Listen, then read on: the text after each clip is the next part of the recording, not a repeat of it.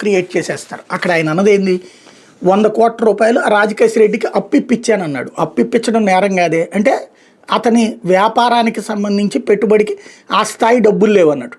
ఇంకోటి ఇప్పుడు ఎస్పీవై రెడ్డి వాళ్ళకి సంబంధించింది. ఎస్పీవై రెడ్డి ఇప్పుడే ఉన్నాడు, ఇప్పటికి కూడా వాళ్ళే కదా డిస్టిలరీ సప్లై చేస్తుంది. అట్లాగే అదానోళ్ళు సప్లై చేస్తున్నారు లేదా రాష్ట్ర ప్రభుత్వానికి లేదు. ఆ రోజున ఏ డిస్టిలరీస్ అయితే ఉన్నాయో అయ్యే డిస్టిలరీస్ ఇప్పుడు కూడా ఈ ప్రభుత్వానికి కూడా మద్యం సరఫరా చేస్తున్నాయి కదా.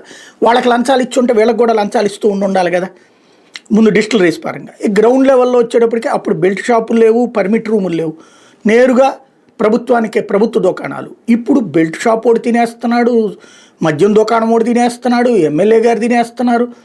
ఓపెన్గా వీళ్ళ పత్రికలే రాసినాయి. ఇప్పుడు కళ్ళెదురుగుండా తింటున్నారని రాస్తూ ఇది కుంభకోణం కాదు. అప్పుడు మా ఇంట్లో 2 సార్లు మీటింగ్ అయ్యాము, అప్పుడేం డెసిషన్ తీసుకోలేదు, ఆయన 100 కోట్లు అప్పిప్పించమంటే ఇప్పించారు, అది కూడా కుంభకోణమే. ఇది ఇక్కడ తేడా ఏంటంటే అప్పిప్పించానన్నది కుంభకోణం అవుతుంది. ఇక్కడ డైరెక్ట్గా ఎమ్మెల్యేలే 30% తీసుకుంటున్నారు, తర్వాత ఇదిగో అదే ఎస్పీవై రెడ్డి ఇప్పుడు చేస్తున్నారని కుంభకోణం కాదు. మనం ఎలా కావాలంటే అలా వార్తలు నేరేటివ్ థింకింగ్తో మనకు కావలసిన వాళ్ళని కాపాడుతూ ఎదురోళ్ళని దొంగల్ని చేస్తూ ప్రజల్ని నమ్మించేటటువంటి ఒక మాయాజాలం గత 34 సంవత్సరాల నుంచి ఆంధ్రప్రదేశ్ని వెంటాడుతోంది. అప్పట్లో అన్యాపదేశంగా చెప్పేవాళ్ళు ఇప్పుడు అధికారికంగా చెప్తున్నారు, అంతే తేడా. ఇప్పుడు ఓపెన్ అప్ అయిపోయారన్నమాట, కార్యకర్తల్లాగానే వార్తలు రాస్తున్నారు, అదే నడుస్తుంది.